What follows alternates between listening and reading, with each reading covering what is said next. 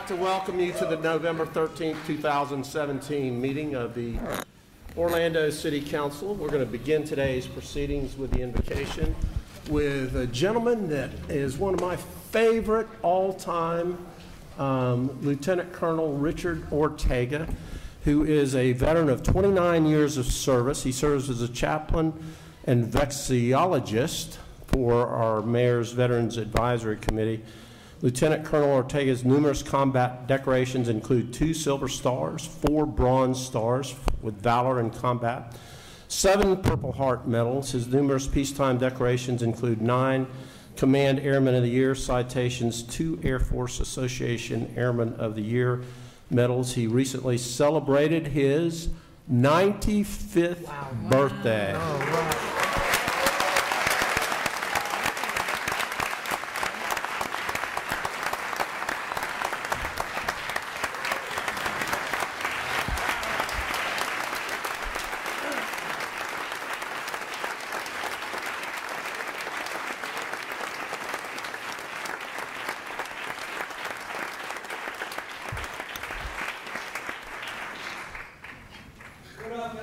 You can all remain standing, and we'll have the pledge after the invocation, led by Commissioner Hill. Would you please join me for the invocation? Most gracious and ever-loving Father, we thank you for this opportunity that you have given us to meet in the presence of the citizens of Orlando, and particularly in the presence of City Council district members, under the leadership of the Honorable Juliana, our Mayor.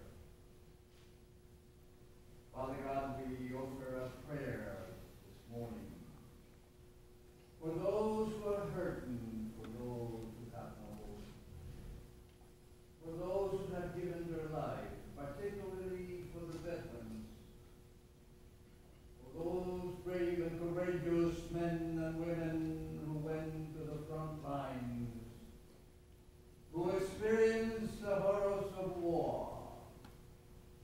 and we felt the pains of combat wounds, and for those who made the supreme sacrifice, carried the lives to keep America free. We're especially grateful today, dear Lord, for the City Council members and for the Honorable Vladimir, who are consistently distinguishing themselves as they enhance and enrich the quality of life of the populace of the city of Orlando. Father, we're cognizant of those services conducted by the district members of this council. Father, we are reminded of the first city councils that met on the morning of June 7, 1776, 241 years ago. The council members were led by the distinguished member from the state of Virginia, Richard Henry Lee, who offered his resolution for independence. On the morning of June 10, 1776, he faced young Hancock, who was presiding. And he said, and I quote, Mr. Chairman, resolved that this United Council will fully support and continue to distinguish themselves as they perform the duties to keep America free. And Mr. Chairman, I hereby declare that we should take action to move the Declaration of Independence and the Constitution of the United States. Mr. Chairman, Mr. Chairman, by virtue of the powers vested upon me from the great state of Virginia, I hereby make a motion to move the Declaration of Independence and the Constitution of the United States, unquote. And it was true. It was so that the Declaration of Independence was given. Shortly thereafter, the Constitution was completed, followed by the Bill of Rights. And today we are specifically grateful for the services that our council members are providing to enrich and enhance the quality of life of the populace of the city, beautiful, the city of Orlando. And ultimately, Mr. Chairman, we pray that this council, the leadership of the Honorable Buddy will continue to fully support and religiously embrace those precious goals and ideals that made America the city of Orlando the greatest city in the United States of America. For this is our prayer in our Redeemer's name. Amen. Amen. I pledge allegiance to the flag of the United States of America and to the republic for which it stands, one nation, under God, indivisible, with liberty and justice for all.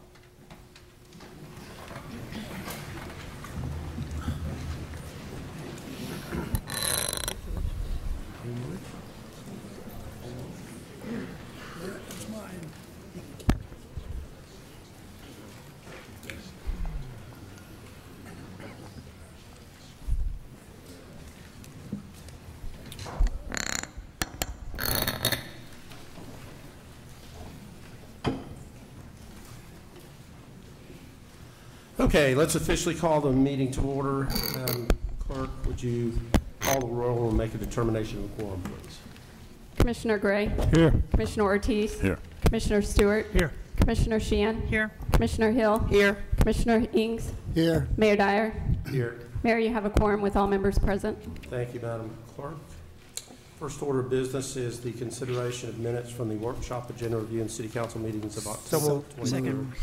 Motion by Commissioner Ings, second by Commissioner Sheehan. All in favor of the motion indicate so by saying aye. Aye. Aye. Those opposed, and so the motion carries. Okay, let's go on to awards and presentations. I don't have my little cheat sheet, but I assume, Richard, the first one is yours. So come on up.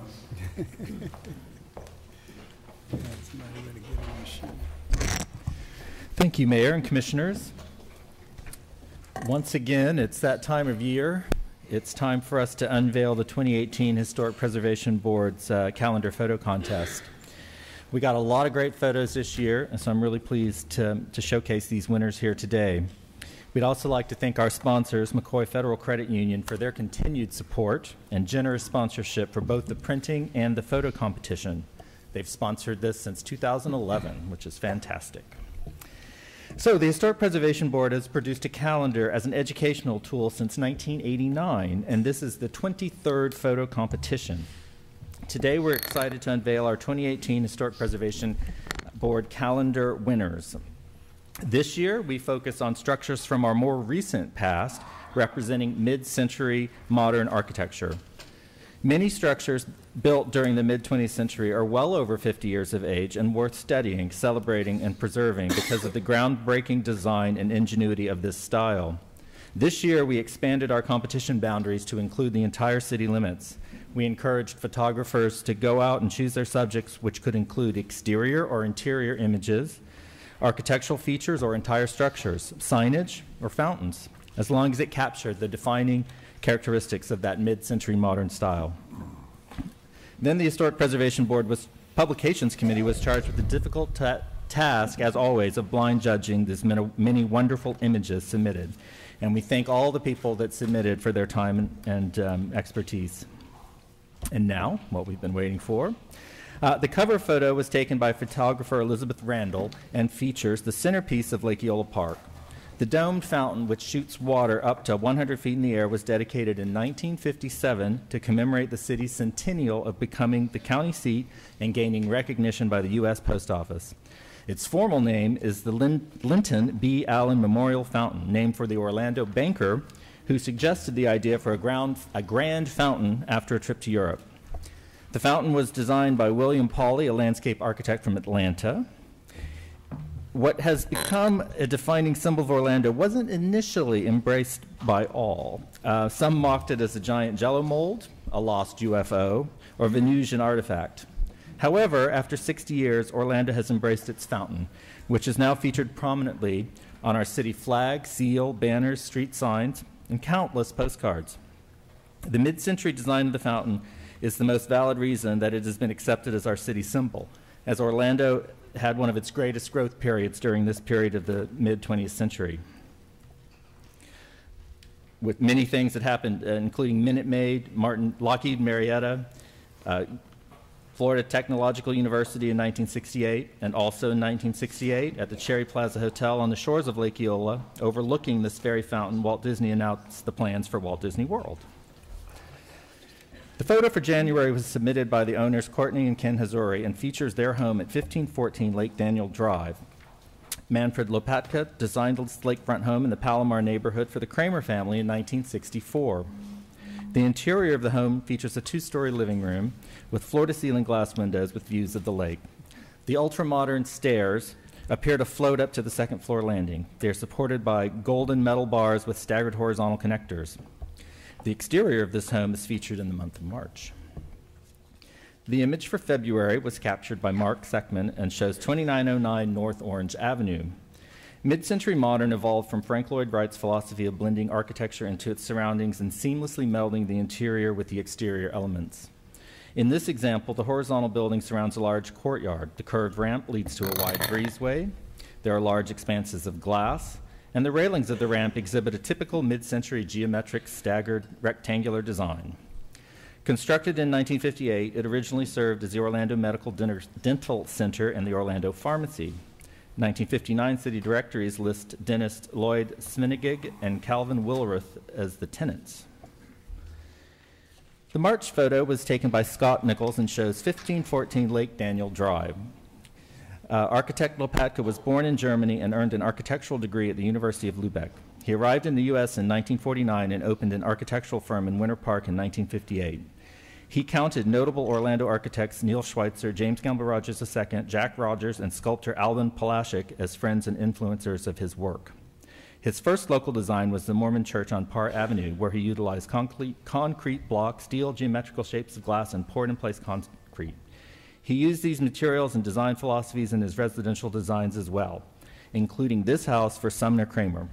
The Kramer home, built in 1964, features a cantilevered entrance, walls of glass, and fins. His grandson and local architect Jared Lopatka described his work with the words, "Manfred's geometrical forms that embrace natural light with style and delight the viewer with well-articulated, interesting spaces are timeless jewel boxes that should sell themselves for generations to come." April's photo was submitted by Mark and Stacy Jansen of their home at 2301 South Summerlin Avenue. Known as the Karst House, this lakefront home was built in 1955 for Lloyd Karst, a third-generation citrus grower. The architect of this house was F. Earl DeLoe, who is best known as the architect of the Rutland Building, which is at the corner of Orange Avenue and East Washington Street. DeLoe also contributed to the design of many other buildings in town, including Griffin Park, which is on the National Register of Historic Places. DeLoe served as a draftsman during World War I and worked for the U.S. Army as an architect during World War II. During this time, new materials that were developed during the war, such as plastics, resin, metals, laminates, and fiberglass, were utilized in furniture and interiors. The newly available materials allowed American designers to experiment and create new shapes, forms, and designs with endless creativity. The May photo is by photographer Stephen Allen and shows 15 Northeast Ivanhoe Boulevard. Built in 1962, this home is within the Lake Ivanhoe National Register District of Historic Places. It was designed for Dr. Walton Wall by architect Theodore Andrews. The centered front door is behind a tall three-part screen made of gold anodized aluminum. The interior is a fascinating time capsule capturing the original owner's Cold War paranoia with looping and connecting rooms, a safe room, secret storage vault, and automatic door sweep gaskets to ensure no one could spy or spray chemicals under the bedroom doors. Wow. It's true. Yeah, wow. The kitchen retains its state-of-the-art 1960s appliances and built-in new-tone countertop blender mixer, if anyone remembers what those are. The June photo was taken by Paul Hennessy and features 410 North Orange Blossom Trail. The iconic geometrical sign in front of the Parliament House Resort is typical of mid-century modern signs. The marquee has spelled out performers' names since the resort opened in 1962. The chain was based in Kansas City and had inns in Louisiana, Alabama, Georgia, and Florida.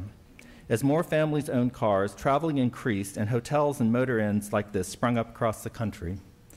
Colorful neon signs advertised for each motel featuring unique logos or designs. The signs often touted if the motel had vacancy, color TVs, swimming pools, or air conditioning.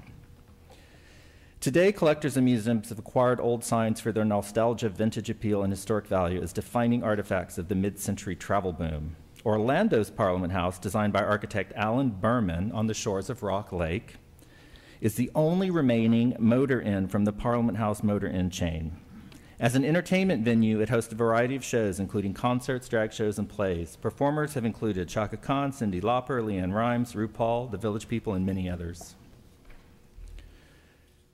The July photo was taken by Bob Eggleston and shows 3616 Neptune Drive. Mid-century modern is known for its many geometric lines and interesting angles. These dramatic roof lines are what gives this home its extreme mid-century character.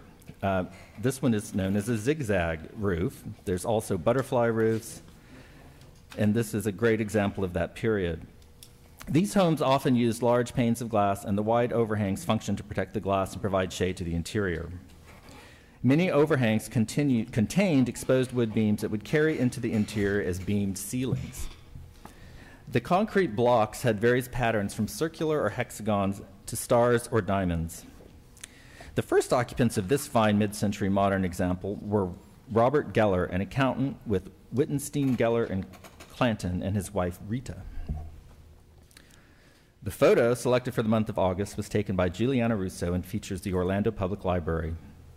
The Orlando Public Library, unveiled on August 7, 1966, was designed by noted Harvard 5 architect John M. Johansson, who called it a composition in monolithic concrete. Also known as the Fortress of Books, it was designed for further expansion, which took place in 1985. The addition, designed by Dwayne Stark of Neil Schweitzer's architecture firm, expanded the library to an entire city block and meshed seamlessly with the original. The rugged, textured surfaces were created by pouring concrete into wooden forms created by cabinet makers, leaving a wood grain imprint in the finish. The exterior was designed to be maintenance-free, requiring no additional painting or refinishing. This is one of Orlando's most controversial and important mid-century modern structures. The September photo was taken by David Billingsley and shows 601 North Fern Creek. This building was built in 1961 and has historically served as offices. The 1965 Orlando City Directories list this building containing various insurance, surety, and business counselors. Today it's known as 601 Professional Building and is located on the corner of North Fern Creek and Concord. The October photo was taken by Melanie Finch and also shows 601 North Fern Creek. This image zooms in on the concrete wall backdrop of the stairs. Mid-century modern design often created geometric patterns using ornamental concrete blocks as fencing, pool enclosures, screen walls, or as decorative features. Also referred to as breeze blocks or stone screens, they were first used in the 1930s. They surged in popularity in the 1950s and 60s. The term stone screens are named for famed mid-century modernist architect Edward Durrell Stone, who designed New York City's Radio City Music Hall, the Florida State Capitol Building, and the United States Embassy in New Delhi, India. The photo for November was taken by Stephen Sebald of 1111 East Park Lake Street. This image focuses on a section of metal decorative panel that is centered on the front facade of this small commercial structure. The address is spelled out across the panel in tall, thin channels. This building is part of the Mills 50 Main Street District, a centrally located, culturally diverse, progressive, eclectic urban district. The grassroots member-based organization is made up of local business owners and residents who foster Orlando's most diverse neighborhoods by stimulating business, creating a walkable community, and promoting creative culture. The December photo is taken by Susan Stoller and is of 1515 Lake Daniel Drive. This house was constructed in 1959, and it features many quintessential mid-century modern characteristics, notably its butterfly roofline, large panes of glass, decorative walls, and overall horizontality. The architect of this house was Ernest Rapp. Rapp was a well-known commercial and residential architect. He designed this home for himself and his family. Rapp had been born in Vienna, Austria in 1918. After suffering persecution from the Nazis, he escaped Austria and immigrated to the United States in 1939. He served in the U.S. Army and Engineering Corps during World War II. After the war, he studied architecture at Columbia and NYU. Prior to moving to Orlando in 1956, he was a registered architect in New York, specializing in restaurants and subdivision design. In Orlando, Rapp became one of the foremost architects specializing in housing for the elderly. His high-rise towers in Orlando include Kinneret, Lucerne, Magnolia Towers, Orlando Central Towers, Baptist Towers, and Calvary Towers. So Orlando has a wonderful collection of mid-century modern structures. Local and national architects designed unique structures whose work is represented in this calendar. They developed unique architectural philosophies and construction methods, experimenting with walls of glass, new materials, and unusual roof lines. New technologies and materials allowed them to do these new designs. The exciting design period represented not only American progression, but also many advances for the city of Orlando. Mid-century modern is a style that is to be celebrated and preserved as part of our national and local heritage. So I want to thank all the photographers who submitted their work, and thank you to Heather Bonds, our recording secretary, who did a great deal of research and writing for this calendar. And there are boards outside showing all of the contestants' images, and there are also calendars will be available today after City Council. So, Mayor, Commissioner Stewart, Sheehan, Hill, would you all come down and join me along with our contest winners? If you could all come down, we'll get a picture. And a good round of applause for all the contestants.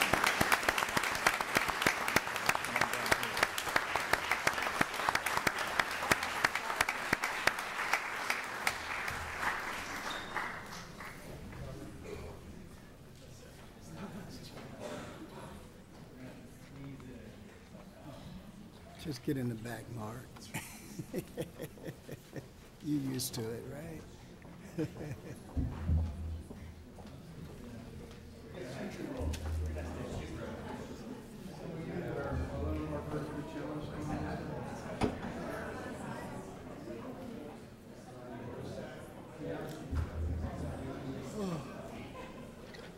Also, with your green stickers, if you take them off,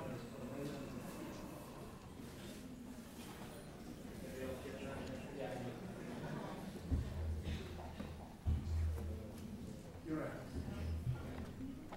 Okay, everybody ready?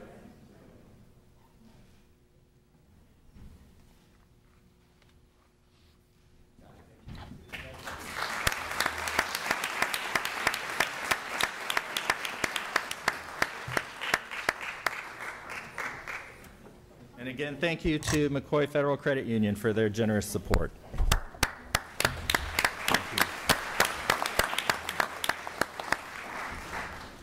Hey, Mayor, would you like to take a picture with A.C. Cowens from McCoy Federal, reference this calendar? I think that's a great tribute because they've committed so much throughout all of these years. So Commissioner Ings is always full of good ideas, AC. Why don't we do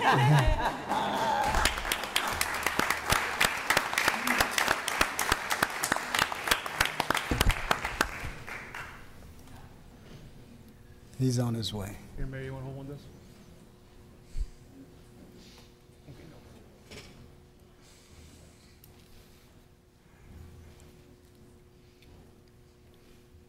All right.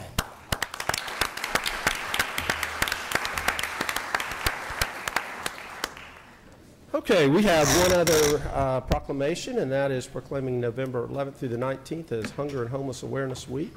Marcia, would you come do the introductions?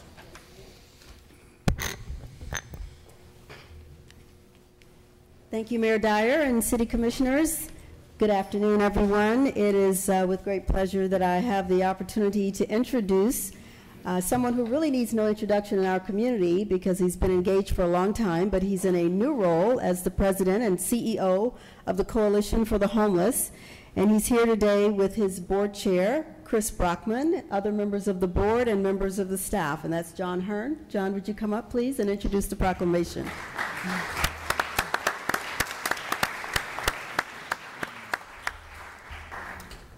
Oh, tag came on. Well, hunger and homelessness are certainly key issues in our community. The community's had a significant focus on this. We made significant progress in this area. And yet we know even from what we have faced this year that we have significant work ahead of us yet to do.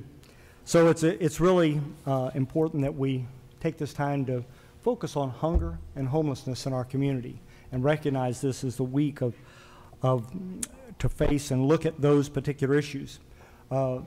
Commissioner Stewart and I face this on a day-to-day basis on the front lines, as do many other organizations in our community. And on that front line, there are many, many, many significant things that are done daily, many successes, and sometimes things are not as successful as we want them to be. But I want to thank the City of Orlando for their partnership for many years with the Coalition, helping us in many ways. We have a great partnership with the Mayor's office to do a number of things in our community. We're working on a number of initiatives. We hope that you'll hear about some more of those before too long. And so we have many good things to do. Several things before us this year. We've been working significantly in the area right around the Coalition. As you know, that's been a challenge for us to help some of our citizens that have surrounded the Coalition. So we've embarked on some outreach efforts, and we've, in that time frame, since the end of March, about 46 of those homeless residents have found shelter and safety inside the Coalition. So we're making progress in that area, and we're very thankful. As a community, we also have created a coordinated entry system that identifies the most vulnerable of our citizens, homeless citizens. And the Coalition this year has been using that coordinated entry system to determine who can get into the Coalition and use that as our waiting list. So we're trying to lead the way in that effort so our most vulnerable citizens can have some shelter and safety. But the most important thing, I think, in front of us that we look at is that in this past year, almost 1,000 people have been placed in permanent housing through the efforts of the Coalition. And so we are very thankful for that. We continue to do about 80 a month that are moving into some type of permanent housing. We are truly grateful for the partnership that we have with the community, particularly with the City of Orlando and the Mayor's office as we work together on many, many significant things as we move forward. I invite you to be thinking about and be aware of hunger and homelessness. I know that's in front of you in many ways in your own districts, but we ask that you would think about that in particular this week as we come upon the Thanksgiving season. Thank you very much again for your partnership with us. Thank you, John. And I do have a proclamation that I would like to read, City of Orlando proclamation. Whereas each year the month of November is National Hunger and Homeless Awareness Month, and the week before Thanksgiving is designated as National Hunger and Homeless Awareness Week. And whereas the Coalition for the Homeless of Central Florida and the City of Orlando join with communities across the United States during this week to bring greater understanding and awareness to the realities of hunger and homelessness.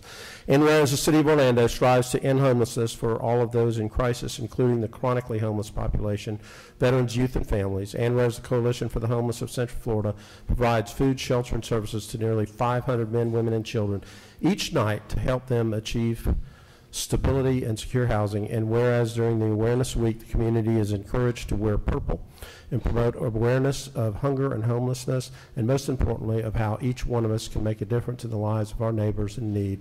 Now, therefore, I, Buddy Dyer, Mayor of the City of Orlando, hereby do proclaim the week of November 30th through the 19th as Hunger and Homeless Awareness Week in the City of Orlando.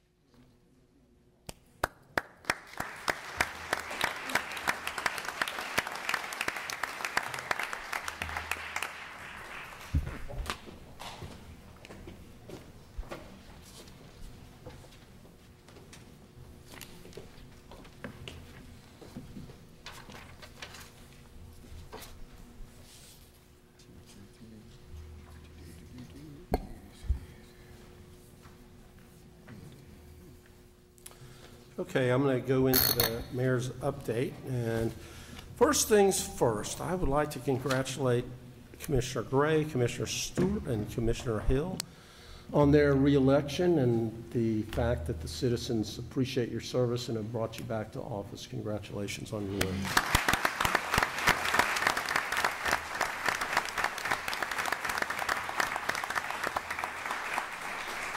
And I will kid each of you by a landslide, right? 52%, 51%, 51%.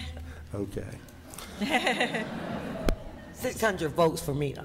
Okay. Just keeps you humble a little bit is the only thing. All right. It was Commissioner Gray's birthday on November the 6th. He turned 47 this year.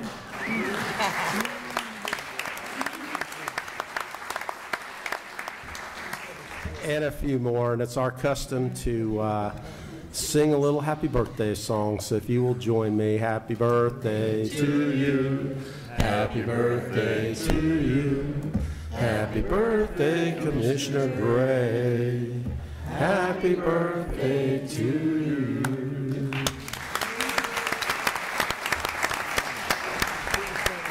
See, Commissioner Gray, I knew that would be good. You heard all the singing beforehand, and I brought in a choir just for your birthday appearance. How about that? Thank you.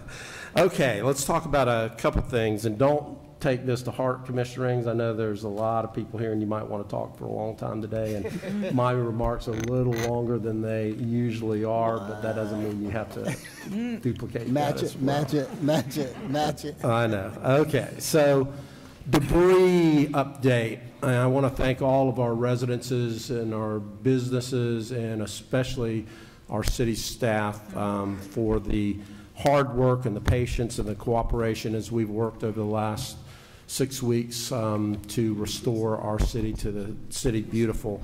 We have completed the second pass of debris collection, so the vast majority of the debris has been cleaned out of the city limits of Orlando, but I know there are still some remaining articles out there. So if you are one of those that still has some hurricane debris that needs to be picked up, go ahead and call our solid waste division and let them know that.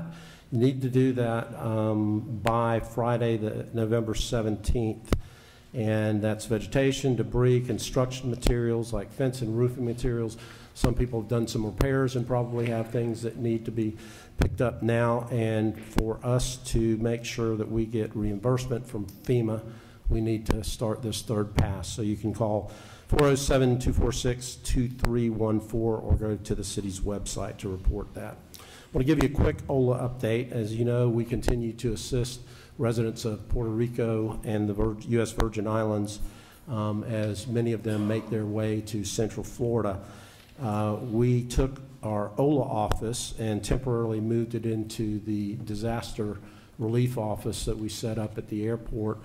And we had between October 3rd and November 1st almost 3,500 individuals and 1,000 families who got information through the old office, and that's a clearinghouse. It doesn't provide services. It connects you with the people that can provide the services, and the numbers that came through the Disaster Relief Center were amazing. Some days there were over 1,000 individuals that came through. We have moved our OLA operation back to the Primrose Center, but are still there to provide connections and information on how new residents can connect with services. And I want to personally recognize Anna Cruz, who is our program coordinator there, who stepped up to meet this challenge. Because of your dedication, the citizens who arrived from Puerto Rico and the U.S. Virgin Islands were given a lot of assistance and guidance through this difficult time. So time and time again, we see the best in Orlando step up in the face of adversity. So Anna, thank you so much.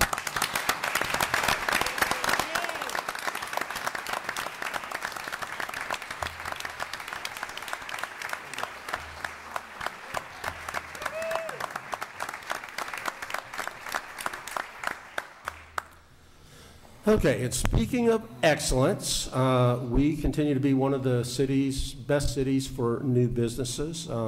We routinely get ranked as one of the top cities for entrepreneurs and best places to start a new business, and we don't ever want to rest on our laurels. We want to continue to improve, so we're entering into the next phase of a fully integrated digital permitting system.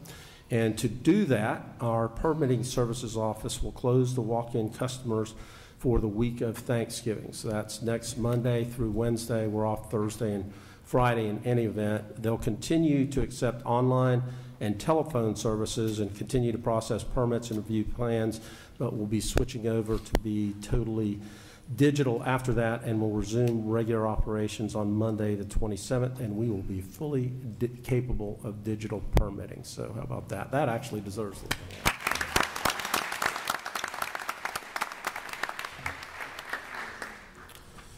Okay, the Christmas tree lighting ceremony is Friday, December 1st at Lake Eola Park. We'll start at 5 and light the tree about 7:30, and it'll have 88,000 LED lights. It's a beautiful tree, so please come out. I want to thank everybody, especially our Mayor's Veterans Advisory Council, for their participation in the 18th Annual Veterans Day Parade on Saturday. There's a tremendous showing of people coming to support our service, military veterans, and active duty. It rained a little bit, but it didn't dampen anybody's spirits. A couple of things on the agenda. We will be we're investing in a lot of public works related things, but on this agenda is the moving forward with 3 fire stations, Station 6 in the East Colonial area, Station 9 in Rosemont, and Station 11 in Curry Ford. We also have been focused on making our streets safer for everybody, so we're approving an agreement with Smart Growth America to participate in the Safe Streets Academy, and we are one of 3 cities nationally to be accepted into that program. So we're going to make our city streets and sidewalks even more pedestrian and bike friendly. And then the reason a lot of people are here today is we are approving $2 million in grant awards to the city's community investment program, and their representatives from a lot of the CSOs. We are proud and pleased to advance those causes and help the community partners that do so much for us. So would those representatives of those entities please stand, and I'm going to come down and take a picture with you guys so that you can walk out of here as soon as the picture's taken. So please stand up.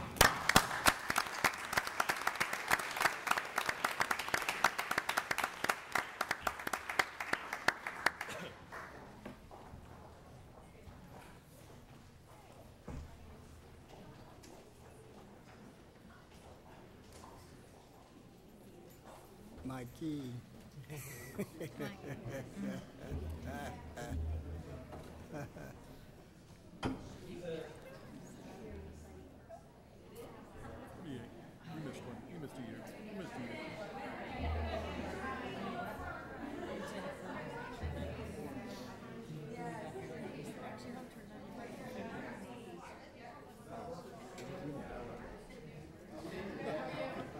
That's amazing. Yeah.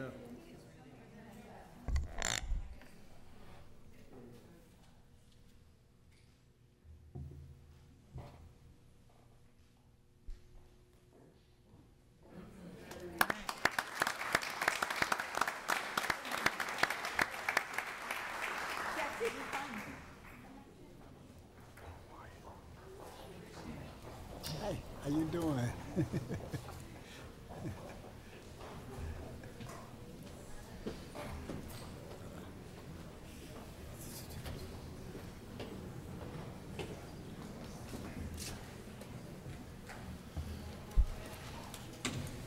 we're going to move on to the consent agenda, which is a number of items that are acted upon through a single vote of council.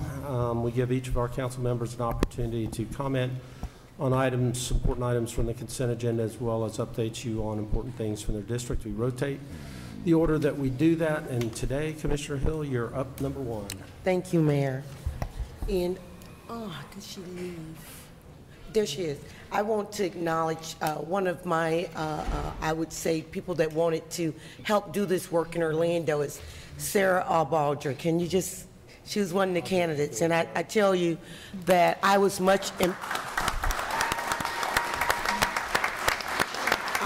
really impressed with the way Sarah ran her race. It was done in a clean, dignified, and clean manner. I salute you. And she sent me some flowers, Mayor, after the race. So thank you. I appreciate you. I'll be looking forward to working with you, Sarah.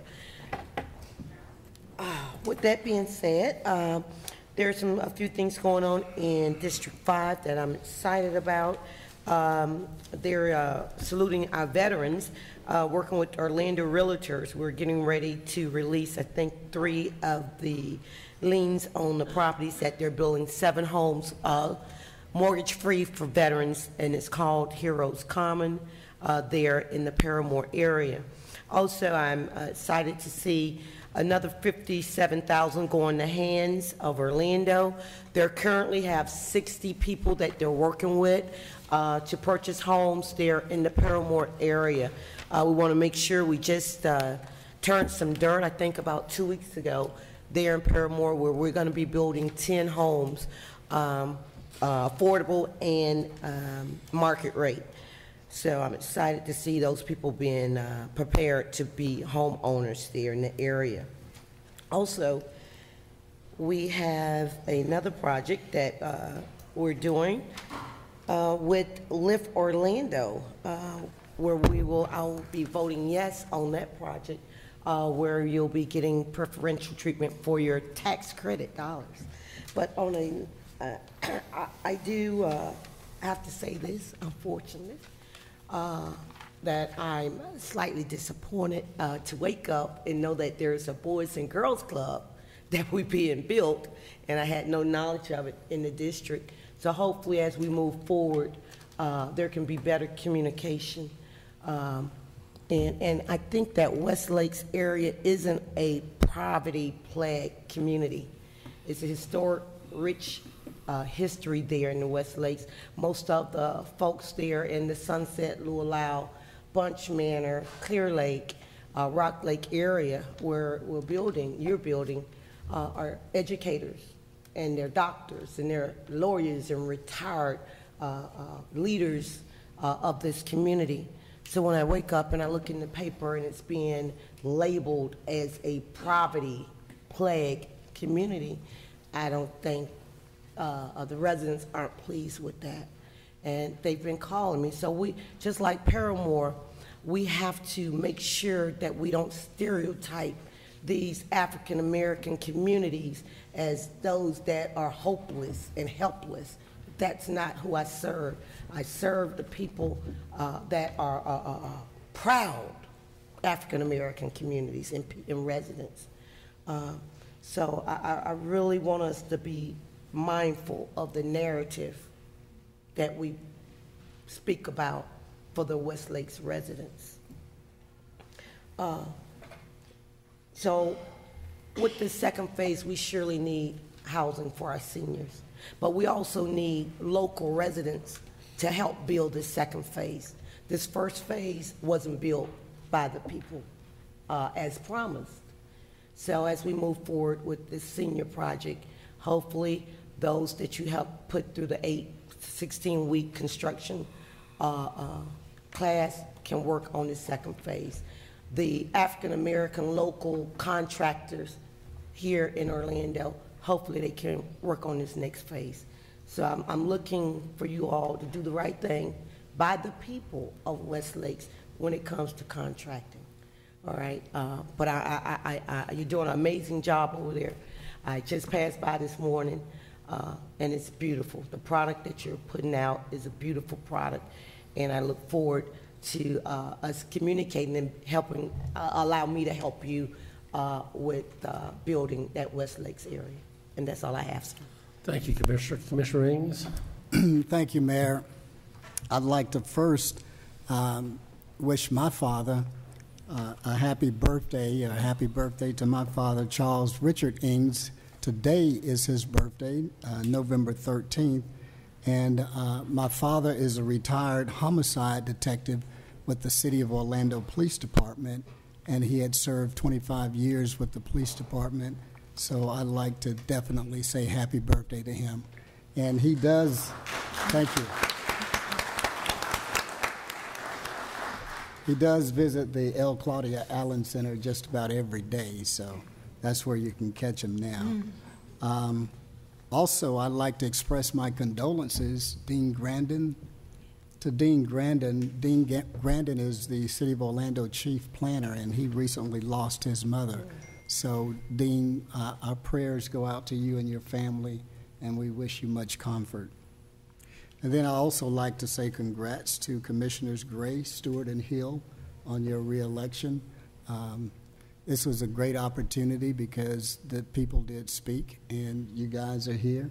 No matter how close it was, you did make it, and that's the thing, you did make it. Also, on this past October 23rd through the 27th, I attended the World Conference of Mayors International Trade and Investment Conference in Detroit, Michigan, at the MGM Grand Hotel. The Bedrock community, you're talking about booming downtown Detroit. Many multi-million-dollar businesses and buildings and renovations of great buildings in downtown Detroit. It's really happening, and it's really moving forward. So it was a great opportunity to be there.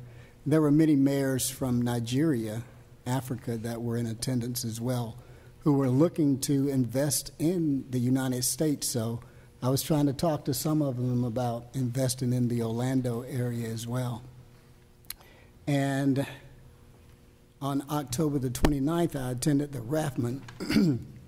Rathman Club, and that's the retired Air Force, Marines, and Navy and Army organization. It's an African-American organization. They've been in existence now for 43 years, and they have really been contributing to our community, especially through scholarships at Valencia College, and they have been doing this for several years. So we wish them well, and they assist me in a lot of my projects, and I assist them in the projects that they do. They hold the seniors prom at the L. Claudia Allen Center each year. And then on October 30th, I held the 7th annual Red Tie Celebrity Golf Extravaganza at the Rosen Shingle Creek Golf Club and Hotel. This was a great event. Dr. Lucille O'Neill was our guest speaker, and she just really enjoyed herself on that day, and so many people enjoyed meeting her. And I would introduce her as Shaq's mom, and everybody knew Shaq's mom, so they were just happy to meet her, and she was definitely a great participant in this event.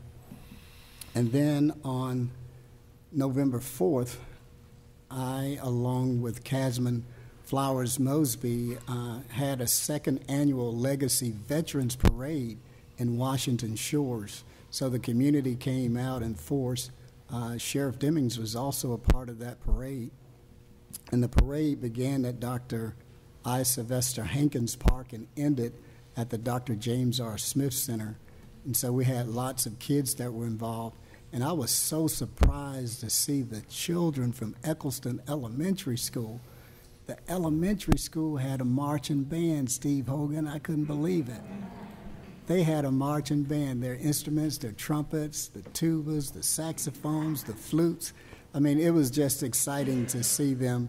And they had the little cheerleader-type girls in the parade as well.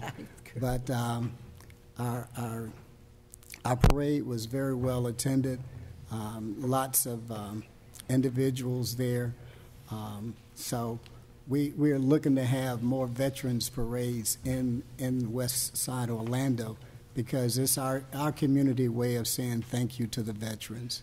And we really do appreciate the service. And there's so many of us. This is what's great about the U.S. Armed Forces. It is a diverse organization. And so it really highlights diversity. And we do honor our veterans, and we really support our veterans. Coming up is my District 6 annual Seniors Thanksgiving Luncheon that will be held at the L. Claudia Allen Senior Center there at 1840 Mabel Butler Avenue in Orlando. And that'll be Thursday, November 16th at 11 a.m. to 1 p.m. So we're looking to really take care of our seniors and Thanksgiving luncheon. They look forward to this, and at the end of the luncheon, we give them a little basket of fruit as they leave to go home. And then on Friday, November 24th, I will have my District 6 annual Seniors Thanksgiving concert that will be held at El Bethel Temple Church of Orlando at 3000 Bruton Boulevard. And that will be, again, Friday, November 24th at 6 p.m. And the Bishop Paul S. Morton will be our featured artist all the way from Atlanta, Georgia. He is a recording artist, and he has 2 churches, I believe it is. But he is really big in our community and in the United States and the world. So with that, I also have one other thing, Mayor, and then I think I'll be done. And that is Saturday, December 9th from 10 a.m. to 2 p.m. We'll have the District 6 Washington Shores Christmas Parade. The parade will begin at the Dr. James R. Smith Center and end at Dr. I. Sylvester Hankins Park with a celebration and toy giveaway in the park. And we will also have a toy giveaway in Grand Avenue Park, too, that we do each year. We started Grand Avenue last year, but we'll be giving away some toys and bicycles and feeding the people, just making everybody to be festive during that time of holiday season. But I do want to say on item F10, the award of the local government preference under the low-income housing tax credit program for LIFT with this particular project, your Phase 2 project for our seniors housing. This is a great opportunity. And yes, I've seen both complexes when we had the problems. I've policed those areas too. As a matter of fact, Paul Rooney, long before he became police chief, he was one of my officers along with Officer Freddie Dyer that worked the Washington Shores Village apartments there off of Orange Center Boulevard. So a lot of history goes back with me, and now to see the new development coming up, you guys are doing a great job with that, and I do appreciate that very much. And with the senior housing, it'll be dedicated solely to the seniors. And so that's the piece that I really appreciate, because you're looking after them and looking to protect them and take care of them. So thank you very much. And that's all I have, Mayor. Thank you, Commissioner. We'll move to District 1. Commissioner Gray. Thank you, Mayor. Activities in District 1 are on our website, both past and future. I would like to make one mention of agenda item C16 and give accolades to the landowner and the neighbors. We had a little disagreement on a development plan, and to their credit, both sides sat down and civilly worked out a compromise. So I can't tell if they're here, but if you're here, thank you very much for sitting down and working with neighbors to come up with a compromise. So thank you very much for that. And Mayor, that's all I have. Thank you, Commissioner. We'll move to District 2. Commissioner Ortiz. Thank you, Mayor.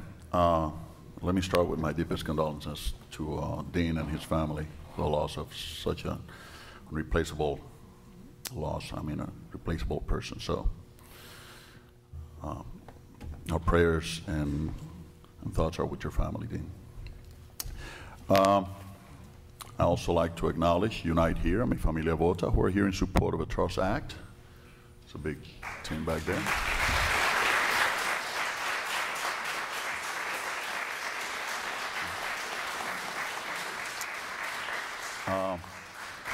On agenda items, A1, congratulations to all the recipients of the funding agreements. On B1, I'm celebrating this particular item. It's the contract with OUC to install pedestrian lights at Park of the Americas. That means the park may be staying up a little later. Thank you, Mayor, for that one, too. And Deborah, where's Deborah? Deborah did a great job on this one. Is she around? She's upstairs. And thank you, Byron, also, for facilitating all this.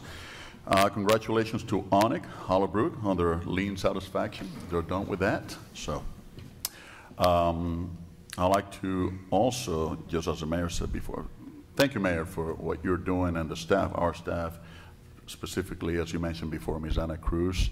Also like to include Dr. Georgina Pinedo, Mr. Luis Martinez, Mr. Manny Soto, have been working hard for all their efforts in helping out the displaced citizens of Puerto Rico after Hurricane Maria. Kudos to the City of Orlando volunteers at the Orlando International Airport, at our administration over there, our president, our CEO, who have worked hard on the efforts to get this disaster relief center working. They have attended over 4,000 people. And I know that we're going to continue working at the office here at the City on Primrose. So thank you so very much for that.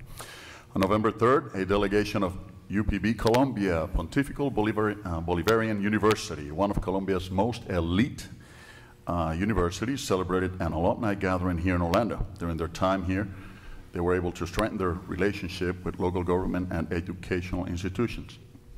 So thank you for your partnership. In an amazing display of solidarity by the Georgia chapter of the National Organization of Black Law Enforcement Executive, a humanitarian convoy left on the morning of November 6th from Atlanta, Georgia, and arrived later that night at our City of Orlando. The delegation, supported by sheriffs and volunteers, brought 6 trailers with food and medical supplies to be taken to Puerto Rico and the Virgin Islands. I would also like to point out the great job that CASA has been doing in providing help for those affected by this year's natural disasters. So kudos to all those working really hard out there to help those in need in our community.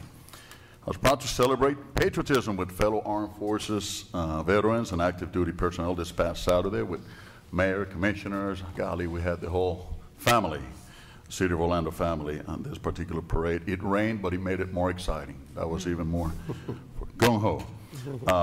We must be proud of our great nation and those who have sacrificed to maintain our way of life. We're blessed in so many ways, and we must never take for granted the freedoms and privilege that we enjoy in this great nation of ours. So thank you for safeguarding our freedom and democracy. During the upcoming holidays, it's always important to remember our senior citizens, and that's why on November 15th, we'll be having our senior luncheon at Englewood Center. So those of you that have the time and may want to bring some extra things, you're welcome to come over and enjoy a wonderful time with our seniors at the Englewood Center. In addition, this Thursday, November 16th, we'll be having our last Neighborhood Leaders Council of the year, and I want to thank all our leaders who day in, day out work in our community. When we have tough decisions to make at the city, they always show themselves and help and contribute to carry on what government is all about. It's about our citizens participating in what government is. So I want to thank them from the bottom of my heart. They are the ones who make our community the great place we have where we live, play, and work. And on a side note, and very exciting note, my UCF Knights are still undefeated. This past weekend, the Mighty Knights beat the Connecticut Huskies 49-24 to improve this season's record to 9-0 score. The next home game will be November 24th, and it will be the I-4 rivalry against USF Bulls, so I expect nothing less. Thank you, Mayor. That's all I have. Thank you, Commissioner. Go Knights. All right, Commissioner Stewart. Thank you, Mayor. Let me also send on my condolences, Dean, to you and your family. I appreciate that. Anna, thank you for the great work you're doing. You know, you always call on me, so make sure that's always available to you. And also, we had a great Veterans Day parade. I had the honor of hosting in my car Lieutenant Colonel Gene Peterson, a P-51 pilot, who was here. And it was, with the rain, it was so, as we got down to the opening, all of a sudden the skies just opened up. And I looked up, and he is on the top of this convertible, soaking wet. And I said to him, I said, you've gone through this before, haven't you? And he says, I've gone through it in a plane. And I said, thank you very much, Colonel. So it was good to have him there. He is 92 years old and was a pilot during World War II. Let me send my thanks to all the voters in District 3 for the re-election. I look forward to serving again, and I look forward to accomplishing great things together. A couple of things in the community. Let me just share with the holidays coming up. Let me just give a couple of quick things. First, this weekend, join us at Ivanhoe Village for the annual lighting of the Happy Holidays sign atop the old OUC building on Friday. We'll light that Friday, November 17th, and it will go through the first of the year. November 18th will be Jingle Eve, so please come over there and enjoy that. It's the first kickoff event for the community. This year we'll have fireworks, a kids zone, a wine stroll, a beer garden, and carolers, and so much more. So really excited about refurbing that. On November 25th, I want you to head over to Audubon Park Garden District for their 4th annual Shop Small, Sip, and Stroll from 2 to 5. You can get the best wines and beers and Shop Small. And don't forget, that's also Shop Small Day. Then in College Park for their annual Holiday on the Drive on Thursday, December 7th from 5 to 7 between Smith and Clayton Street. They'll turn it into another winter wonderland, and there'll be snow, at least ice, there for people to enjoy. And then, of course, Santa Claus as well. And then finish up the holiday spirit with the event over at Baldwin Park called Winter Spark, and that's going to be on December 9th. So all those are kind of coming up. You can check on my calendar for the rest of the details about that. On the agenda, you all mentioned several comments about LIFT and several other things. I appreciate the work that you do and look forward to seeing the work that we can accomplish together. We have so much work to do in affordable housing, and I appreciate you all stepping up and accomplishing that task. And then also, I've turned in the abstention information on item A1.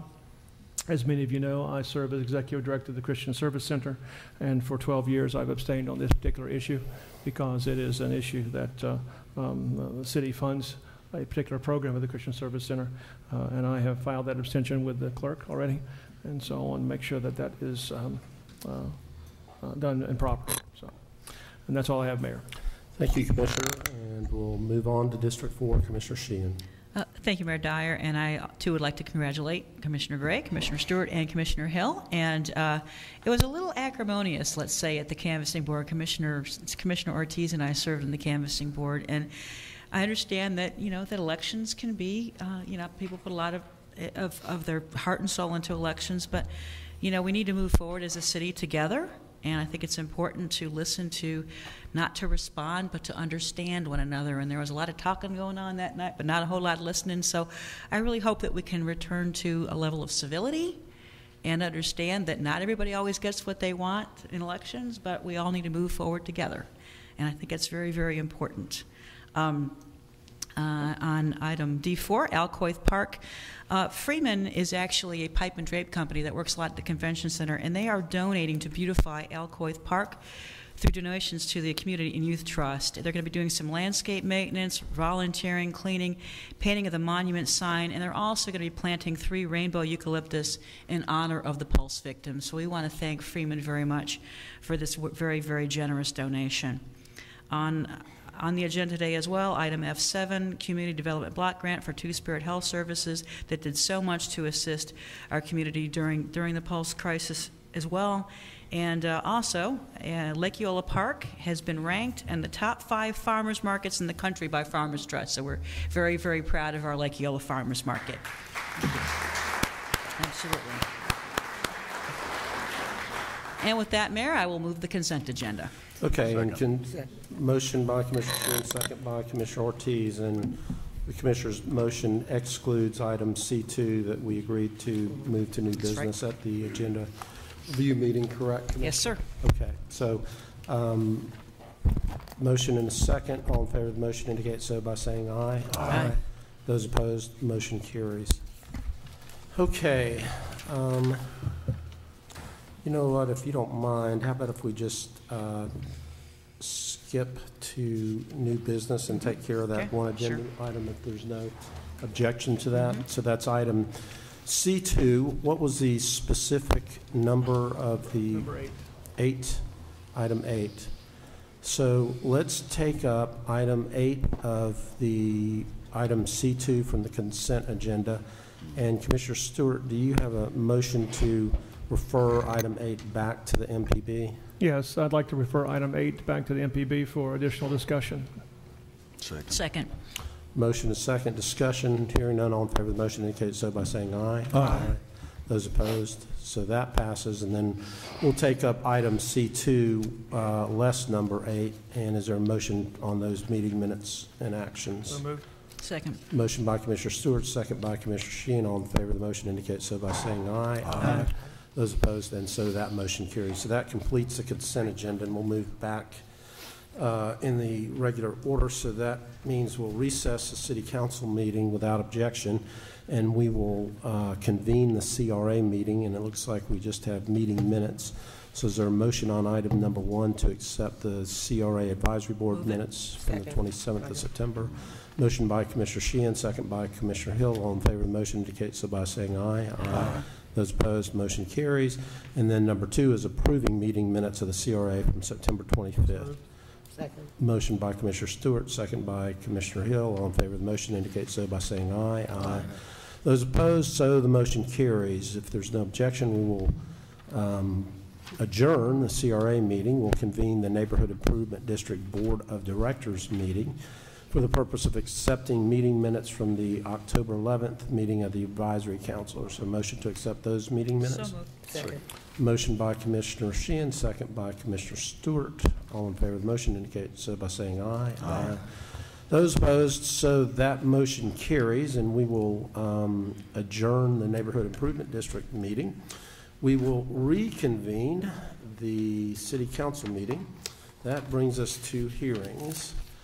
And we have one hearing on the First Amendment to the purchase agreement for parcels N and P in Creative Village between Amelia Court at Creative Village Partners Limited and the city. This is a public hearing for the sale of a parcel of city-owned land valued in excess of $500,000 as required by Chapter 13, Section 7 of the City Charter. Notice of the hearing appeared at the Orlando Sentinel on November 7th, 2017, and approval of this transaction will require a majority vote of all members of the City Council. The property is approximately 2.98 acres and is generally located in the northeast corner of North Paramount Avenue and West Amelia Street in downtown Orlando within the Creative Village development site.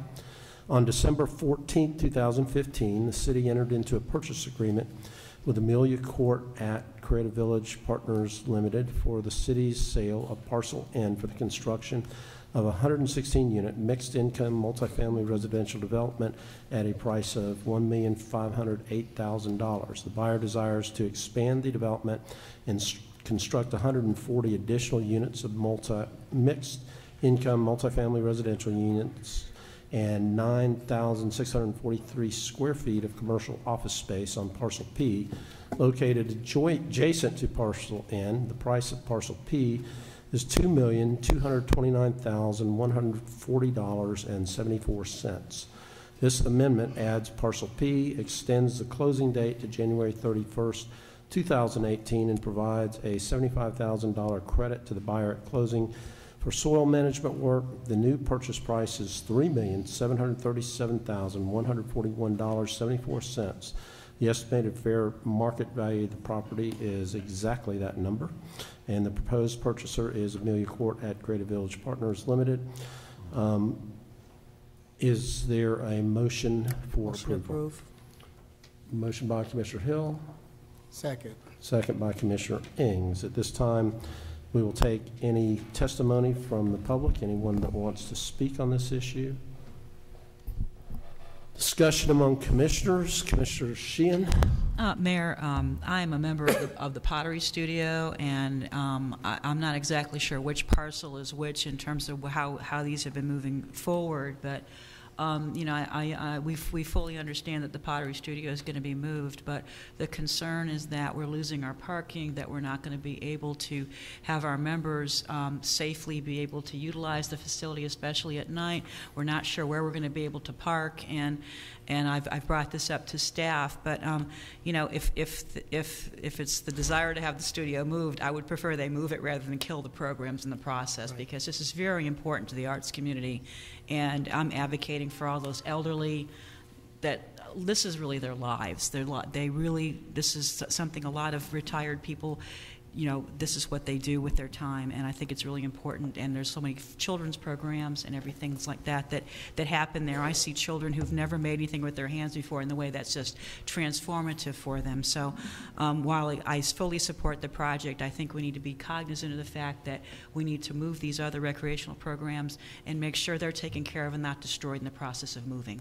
Thank you. Commissioner, I think we all share that notion that the Pottery Studio is important, but it's also a unique program. I don't think a whole lot of cities have a Pottery Studio, so we're in the process of evaluating alternatives on where we might relocate it, but Byron was just visiting with me this morning on the issue of parking, so we'll be working on a plan for that as well. Commissioner Hill? And I must add, Mayor, and I want everyone to take in consideration that these programs, I know we're possibly going to have to relocate the tennis court and the pottery program, but I don't want it to leave Paramore. I do have a problem with these programs moving outside of District 5. So we'll do what we can do. Yes, sir. Okay. Additional discussion. Hearing none, all in favor of the motion indicate so by saying aye. Aye. Aye. Those opposed, the motion carries. All right, Madam Clerk, you're up for hearings, ordinances, first read number 1. Ordinance 2017-49, an ordinance of the City Council of the City of Orlando, Florida, amending the city's growth management plan to change the future land use map designation for certain land generally located north of Dowden Road, east of Randall Park Boulevard, and west of State Road 417, comprised of 18.37 acres of land, more or less, from Community Activity Center to Office Low Intensity, changing the property zoning designation from the Community Activity Center District to the Low Intensity Office Residential District, providing for amendment of the city's official future land use and zoning maps, providing for severability, correction of scrivener's errors, permanent disclaimer, and effective date. Move to approve. Second. Motion by Commissioner Gray, second by Commissioner Ortiz. Is there anyone from the public that would like to testify on this matter?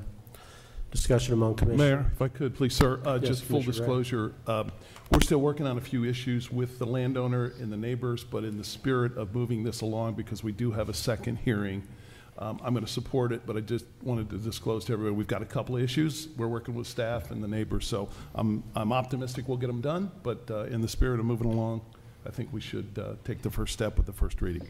Okay. Thank you. Further discussion. Hearing none, all in favor of the motion indicate so by saying aye. Aye. Those opposed, the motion carries. Hearings, ordinances, first read number 2, Madam Clerk. Ordinance 2017-66, an ordinance of the City Council of the City of Orlando, Florida, vacating, closing, and abandoning part of Cornell Avenue, generally located south of Jewel Avenue, north of Dartmouth Avenue, west of Clay Street, and east of Interstate 4, and comprised of 0.115 acres of land, more or less, providing for the execution of affecting documents, severability, correction of scrivener's errors, and effective date. So moved. Second. Motion by Commissioner Stewart, second by Commissioner Ortiz. Is there anyone from the public that would like to testify on this matter? Discussion among commissioners. Hearing none, all in favor of the motion indicate so by saying aye. Aye. Those opposed, motion carries. Okay, let's go to hearings, ordinances, second reading number 1. Ordinance 2017-55, an ordinance of the City Council of the City of Orlando, Florida, annexing to the corporate limits of the city certain land generally located west of North Frontage Road, north of McCoy Road, and east of South Conway Road, and comprised of 7.07 acres of land, more or less, and amending the city's boundary description, amending the city's adopted growth management plan to designate the property as Metropolitan Activity Center on the city's official future land use maps, designating the property as the Metropolitan Activity Center District with the Aircraft Noise Overlay District on the city's official zoning maps, providing for amendment of the city's official future land use and zoning maps, providing for severability, correction of scrivener's errors, permanent disclaimer, and an effective date. Move to adopt. Second. Motion by Commissioner Gray, second by Commissioner Ortiz. Is there anyone from the public that would like to testify on this matter? Discussion among commissioners. Hearing none, all in favor of the motion indicate so by saying aye. Aye. Those opposed, motion carries. Number 2, Madam Clerk.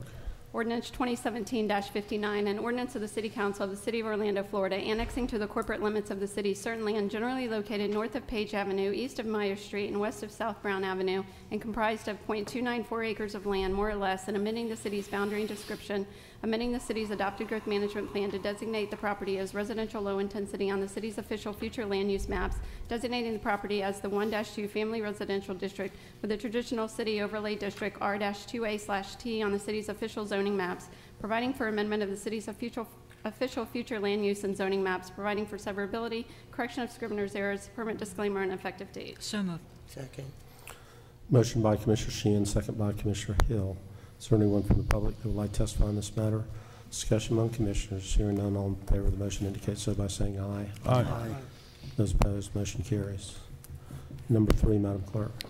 Ordinance 2017-62, an ordinance of the City Council of the City of Orlando, Florida, relating to a street name change, renaming the easterly part of Caravan Court, generally located east of the intersection of Major Boulevard and South Kirkman Road, to Grand National Drive, directing amendments to the official maps of the City of Orlando, Florida, providing for severability, correction of scrivener's errors, and an effective date. Move to adopt. Second. Motion by Commissioner Ing, second by Commissioner Stewart. Is there anyone from the public that would like to testify on this matter? Discussion among commissioners. Hearing none, all in favor of the motion indicate so by saying aye. Aye. Those opposed, motion carries. Number 4. Ordinance 2017-63, an ordinance of the City Council of the City of Orlando, Florida, relating to a street name change, renaming Philadelphia Avenue, generally located between Virginia Avenue and South Lake Formosa Drive, and a portion of South Lake Formosa Drive, generally located between Alden Road and Philadelphia Avenue, to Alden Road, directing amendments to the official maps of the City of Orlando, Florida, providing for severability, correction of scrivener's errors, and an effective date. So moved. Second. Motion by Commissioner Stewart, second by Commissioner Ortiz. Is there anyone from the public that would like to testify on this matter? Discussion among commissioners. Hearing none, all in favor of the motion indicate so by saying aye. Aye. Those opposed, motion carries. Number 5.